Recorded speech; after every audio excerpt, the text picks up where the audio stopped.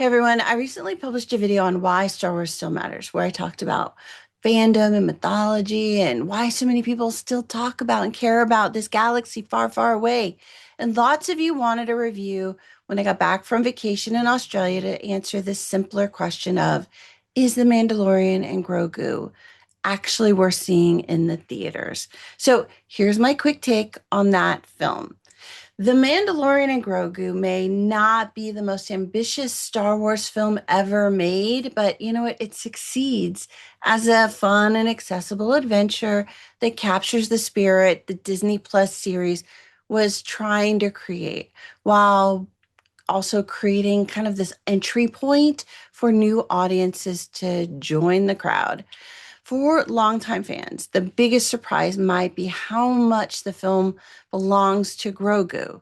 What begins as another adventure featuring Din Djarin gradually becomes a coming of age story about this young character learning responsibility and independence and what it means to protect the people he loves.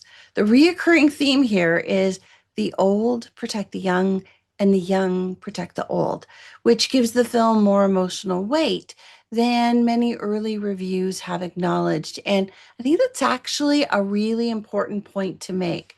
The film carries some of the DNA from its original streaming origins, which I think makes certain sections feel more episodic, and the story stakes are really much smaller and more personal than the galaxy shattering entry into the cinematic universe that some people really wanted after all this time. If you're expecting another Star Wars or Empire Strikes Back or Return of the Jedi, you're going to be disappointed. If you're looking for a character driven Star Wars adventure that has humor and action and heart and some genuinely enjoyable moments between Din Djarin and Grogu, I think there is a lot here that you're gonna like. What impressed me most about this film was just how approachable it feels. So when I went to Australia, I went with my cousin and I asked her if she wanted to go see Star Wars, The Mandalorian and Grogu with me because it was playing at the IMAX right at the hotel where we were staying. And the thing is, we had to wait almost a week to get in because every showing was sold out. And I think that, I don't know, my cousin might have actually been the actual focus audience that Disney Plus was going after because she hadn't seen any of the Mandalorian series and she hadn't actually seen any Star Wars films since episodes 1 through 3. And the thing is, she had no trouble following the story and she genuinely enjoyed the experience as a whole. And I gotta say, that is no small accomplishment in a franchise that now spans decades of films and television series, books, comics, and games. The Mandalorian and Grogu is for fans of the Mandalorian series. It's for families looking for an accessible Star Wars adventure to kind of bring their kids in.